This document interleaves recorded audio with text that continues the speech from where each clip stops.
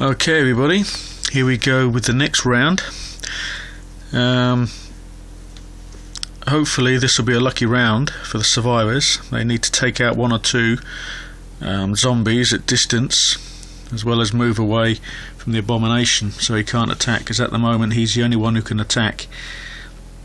So we're going to, without further ado, go on to the next round. So we'll move the noise markers, and this goes down to Josh. So this is round 6. So this is Josh's go, first time for going first. Here's Josh. Now Josh hasn't got any ranged weapons, so he's just going to basically move. He's getting out of there. Remember, he needs to use one action. Oh no, Josh has got slippery, so he doesn't need to use any actions to move away from this guy, because it's part of his special ability. So he still has his normal 3 moves to do what he wants. So what I might do is Josh is going to take a first move. He's going for it.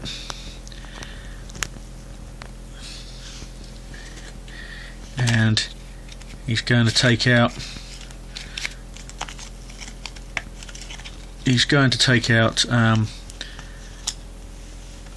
this zombie here. Sorry, I was thinking of something else at the moment then. So for his second move, Josh has got the machete, so he's got 1 dice. He's got to get 4 or more. He's going to be surrounded obviously in the next move, and he's got a 4. So she's gone. The machete doesn't create noise, and Josh moves up the rung to a 3.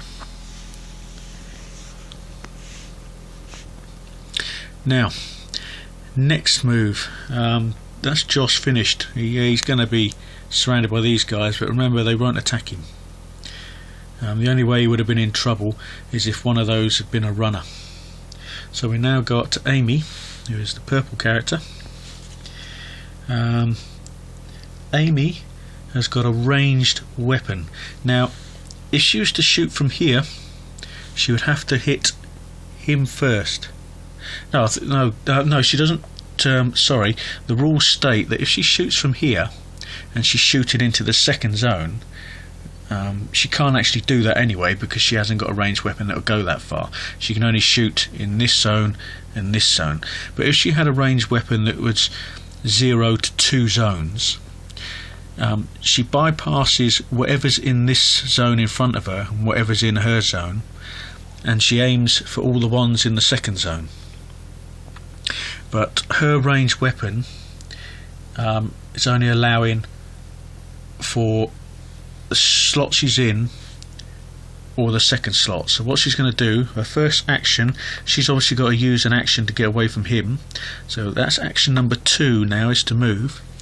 And her third action now is to shoot into there. And she gets 2 dice, and she's got to get 4 or more. So let's see if she can do it. A 1 and a 2. She has failed, but she's created noise. Now, she had a free move action, so I've made a mistake there. So she's 1 to get past him. She's used a free move to move there, so she still has 2 actions left. So she's used 1 to shoot, so she's going to use a final action to shoot, and she's got 1. So 1 has gone. It's also created noise, and she's killed 2, so she now goes up to 4.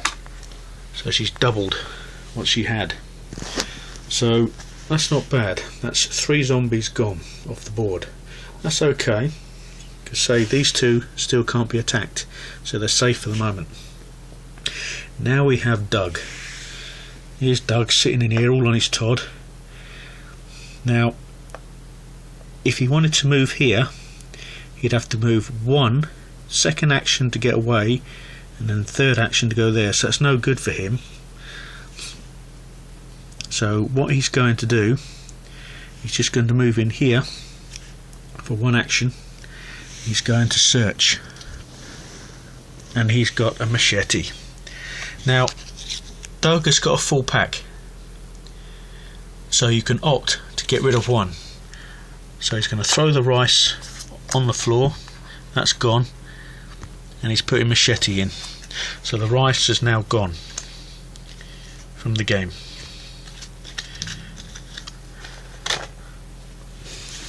That's a free move, just to take anything, throw something away out your pack. So, you know, he's got everything in his hands or in his backpack is all weapons. So obviously if he's to search again, the next thing he would get rid of would be the pan. But he can trade that machete down with Josh, because Josh has already got one, to give him a dual weapon, because it's a dual sign there. So that's something to do later on. But unfortunately Josh has already gone and Doug has now finished his move, so he can't do it on this go. Right, so next we have Phil. Here's Phil.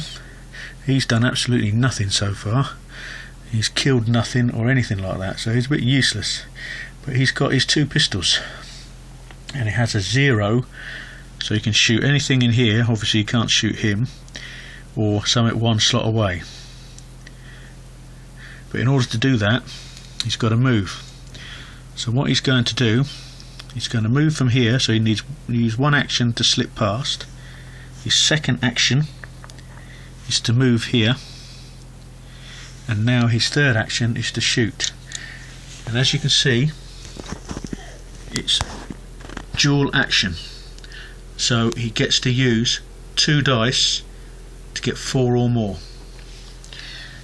So if he gets 2 4s, 2 have gone. If he gets 1 4, only 1 has gone. So here he goes.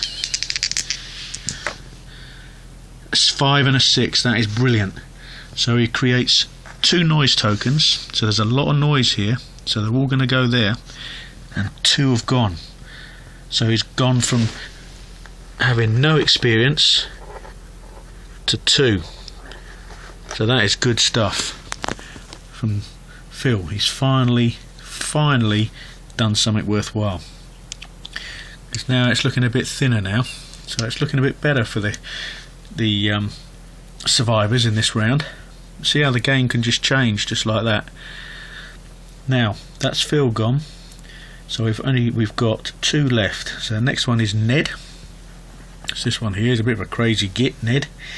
Now he's got a fire axe, so it's only a melee weapon, so there's no point him attacking anybody. So he needs one action to move away, 1 action to move in, and he's going to 1 action again to move there. So that's his 3 actions, but he has a free search, so he's searching. And he's got canned food, no good, but it's another crap card out of the way. So that's Ned over and done with. And the last one is Wanda. She's looking up at this guy and crapping herself. So she's going to use 1 action to slip away from him. Don't forget she can move 2 zones. So she's going to use a second action to move 2 zones. That's 1, 2. And she is also going to search. She's got a sawn off shotgun. Now there's another guy with a sawn off, so we've got 3 potential people here with dual weapons. So there's a sawn off there, and the other sawn off is with Phil. So what Phil will do is, on his next go, he will trade with Wanda and give her the sawn off. So the next phase is looking pretty good. So there's 3 noise created there, because there's 3 bits of movement. But here we've got 1, 2, 3, 4, 5, 6, 7 noise counters. So the most noise is created there. They always move towards the most noise, or whatever they can see. So that is it for their go. So I would say that's a very good go. From the situation they were in at the end of the last move, that's turned out pretty good for them. So we now go on to the zombie phase. So remember, zombie phase, first thing is attack. They can't, so it's move. Because that's the most noise, he's followed them. Bad thing is, These 3 are now also in here. These 3 move there. That's moved there. This one moves down 1. That moves into the centre. And these 3 move here. So that's the end of the movement phase. We've now got the spawning phase. So again, starting up there, 2 walkers. On this slot, it's another fatty. Now there's only one abomination in this game, unless you're lucky enough when you got the game to get the extra zombie pack with it. So if the abomination had come out on one of these spawning cards again, you wouldn't be able to spawn him because he's obviously on the game board, but he would get 2 extra moves. So now we spawn at this slot. We've got nothing, so that's okay. And finally over here, and we've got a runner, so that's good stuff. We've finally got a runner in the game. And the reason we're not getting many runners is because the runners really appear sort of from the yellow zone onwards, and no one's there yet. When you've gone through all these cards, you just reshuffle them and put them back and start again. So you can't run out of cards. So that's it for the zombie phase. Now we had 16 zombies at the end of the last phase. We've now got 1, 4, 5, 6, 11, 18 this time. So we've got 2 extras. So they've got a lot more to do now. So without further ado, that's going to be a shortish video. I will go on to phase 7 in the next video, because it's getting quite late here now.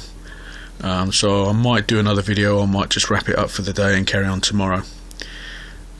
But as you can see, things weren't too bad for the survivors that time. They took no damage, they got a couple of decent weapons, and they took out a few. So it could have gone worse, but then they got lots of zombies turn up in the spawning phase. So let's just hope the next round could be just as productive for them.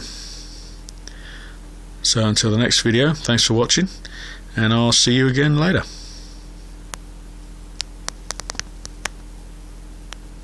Oh, before I go, because all 6 characters have gone first, I'll give you an update on what they've got. Amy has got 4 experience points, shotgun, ammo, scope and gasoline, so it's not too bad. Doug has killed absolutely bugger all, but he's got crowbar, fire axe, pan, machete and chainsaw, so he's doing alright in that department.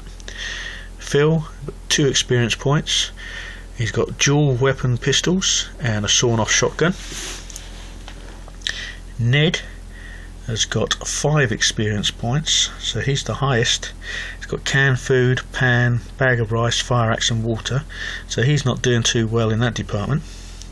Then you have Wanda, the pan queen. She's got experience of 4. She's got the pan, baseball bat, sawn off shotgun, and you know what she's going to do there? She's going to rearrange those on the next go, so she's got sawn off at the front. And then we have Josh, who's got 3 experience, crowbar, machete and water. So you can safely say that Josh is going to have a dual weapon, Wanda's going to get a dual weapon, Phil's already got one, so there's going to be 3 characters there with a few extra dice to roll. So things are looking okay at the moment. I see a few problems arising with this big group, but hopefully they can take out quite a lot in their next go, or the go after. So this time I am going. Thanks for watching.